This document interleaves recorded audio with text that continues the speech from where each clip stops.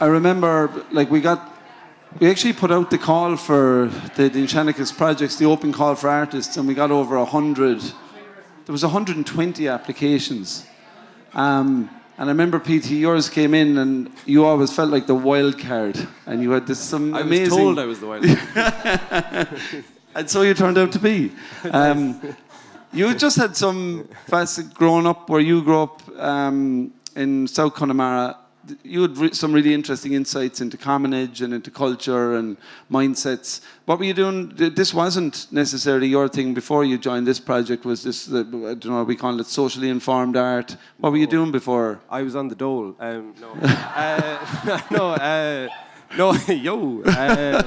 I know I was working, I was teaching music around the area. So like where I was working was Mom and the like Joyce Country and stuff. But I was already teaching there through like Ardnaculla. That was one of your big ins to that community, was through the music group, some of the kids you were teaching traditional music. Yeah. What was did you learn much on the project? Did you gain insight? Did it change your views over the couple of months? Did it make it seem harder, the challenge, or easier? What were your insights that you picked up along the way? It was funnier working with adults rather than children. You learn a bit more with it. But I think, it was easier for me because I was already there. So some of the people were like, "Oh, right, you're doing eco stuff now instead of they were wild instead of music." And they keep asking all the time, "Oh, is it a gig or what is it that you're doing?" It's like, "No, it's not." Yeah. But it was actually really important for us to have you there because people kept saying, "Are they a forestry company?" No, they keep asking were the Jehovah's Witnesses. Genuinely, no, yeah. So yeah, similar enough. Yeah, sure. Come on. It was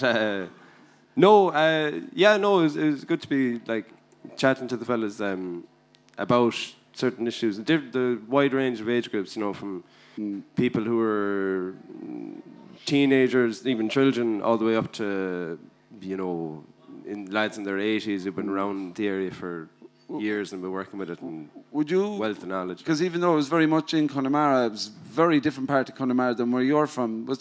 Would you say there's cultural differences between the kind of mountainy Gaeltacht and where you are out on the coast, or very similar themes? There's more farming up that side rather than, they work with the land, and down our part we work with the sea and stuff like that. But the issues were the same, but I think with them, they're kind of still on the rim of the Gaeltacht as it's slowly being eaten away by housing, modernity and housing. Yeah. We better not get into the housing. I'll keep saying housing. Yeah. The housing ended up a big theme of the Enchanticus. These places, these really important places, even though they're depopulating, there's no opportunity for young people to actually stay in their own areas, and you're experiencing that. So very interesting insight that housing was one of the big challenges, even in the most remote parts of Ireland. Aindrias, what were you doing before the Enchanticus? I was in early retirement. I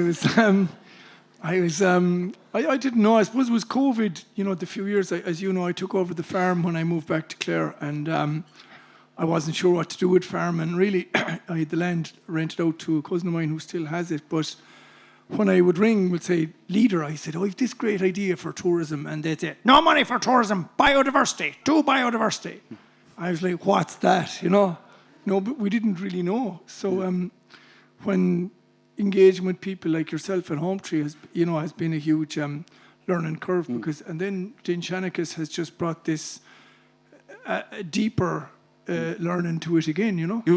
Describe maybe your piece of land. I've got 28.5 acres around the corner. We'll actually be doing. Very important. The half is very important, yeah. Well, when the tide is out, it's 28.75. But I suppose because it's on the river, you hear a lot of talk now about the Ballymacraven River when there's a lot of restoration going on there. And then the other is the Aina and the Culnach. And even the names, like the Aina River that we're on here, is called the Aina River, I think, because ivy, and when you walk the river, you see all the ivy. And then it's Culnach from town on, and it's Culnach, I think it's holly, isn't it? So you have the ivy and the holly. So I suppose Din Shanachas, as you know from seeing the film, the Din, I think, is the deep, like Darwin, and Shanachas like Shan Educus, old education, but in place. And I suppose a lot of things you take for granted, like things you say, oh, that's Heather, or you say, in Irish, you say Friach, or that's Ranach, and the different things that I've always known, but now suddenly knowing that they're part of this huge ecosphere has been kind of, it's like being on mushrooms, because you're suddenly, wow, there's that thing that they're talking about that we've always seen and just think it's a fucking weed, but it's actually this magical thing. I know it makes your everyday life better, just seeing it. Have 100%.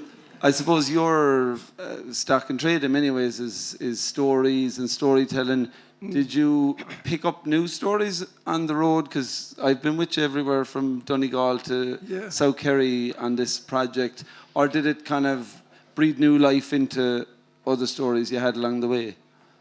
I suppose both. Like, there was a lot of things that many people know, stories like Jirmouth and Grania. And when you hear these stories where, the Fina go up the hill and they take the berries of the ash tree, you take it for granted. But now, after learning with Din Shanachas, you go back and you see, why that's important, why things like the ash tree are so important. And details you thought in story was just detail. Just things that you thought were details are suddenly important details. Do you know what I mean? Uh-huh. Have you any of those stories? On a new story. I don't know. Old story, new story. Some people were complaining that I had no news stories. Isn't that right, Grace? I heard that. Yeah. I think Aindrias has probably been at more summer schools than I have. You've told the story here every year. That's right, yeah. So the voice is not great, but we can try a work in progress that we just put together during sound check. Will we chance it? Yeah, okay. Some of you will recognise it. It's a story that just came up over the weekend. So tell me again, ash tree is Fuinshog, isn't it? And then the lark is Fuinshog. Fuinshog, yeah. So I don't know if there's a connection between the two, but long, long ago, Fado, when God was a gasur, and there was a parish south of here now, on the Limerick tip border, Bird Hill. Do you know Bird Hill? Mm-hmm. Some of you know it. It's great hurling country. It's real Limerick and tip. And the fairies were looking down from above and they saw, like, all over Ireland, people used to get up in the morning and they'd dance, like the way today we do the yoga and the sun salutation and the downward madra and the whole lot. But there was one place down there near Bird Hill where people were working awful hard. And the only thing they did besides work was they'd work, the full 5 or 6 days. And on the 7th day, then they would just go mad for hurling, because, it's that part of the world, Now, obviously, Clare were still celebrating, last year's win. But that part, Bird Hill, Limerick tip, they're just mad for work. And they were working flat out and then hurling. And eventually they cut down a lot of ash trees because you use the ash tree for making the hurl, And they'd say, oh, look at that ash tree. And the branch there makes a great boss in the hurl. And of course, there wasn't much left then. Luckily, there were still a few fairies around because there was the hawthorn tree. In fact, interestingly enough, the way we all talk about leaving the hawthorn tree as a fairy tree, I've noticed in the last few weeks with the heat, loads of cattle are now hiding under those hawthorn trees because they're actually the trees that are left because of the superstitions. So it's interesting. It's not just superstition. It's also minding us from the heat. And anyway, the fairies said, God, what do we do about this now? These people are just working, and they're cutting all the trees for hurling. And the fairies said, you know what? They need to start dancing in the morning. So the fairies sent down this magic tune. They sent down the lark. So the larks landed in anyway. And the larks have this lovely tune that starts, Deedle-dee, deedle-dee, deedle-dee, deedle-dee, deedle-dee, deedle-dee, deedle-dee.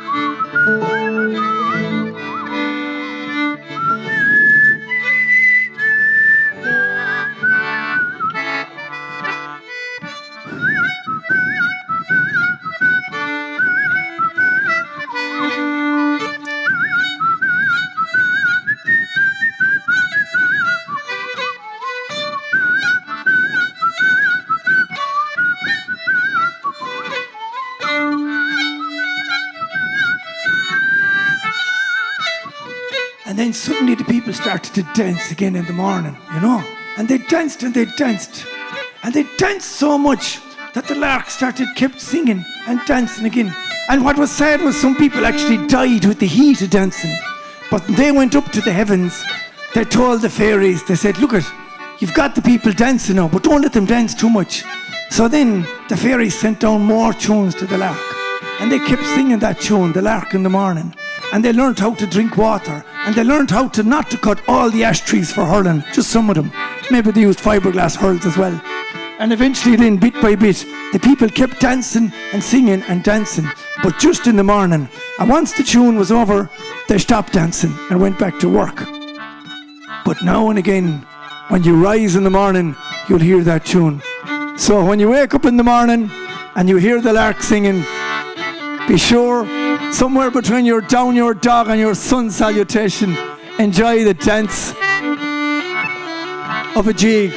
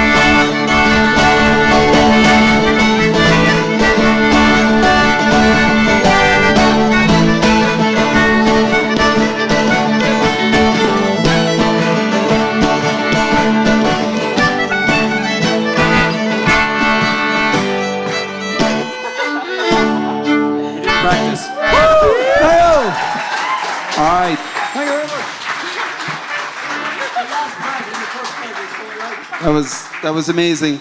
We're gonna feed you all. I have 1 minute. I just want to say, obviously, thanks to everyone who supports Home Tree, who comes to gigs like this. It's really important. Thanks to all the staff for the weekend. It's hectic getting prepared for it and throwing a conference in.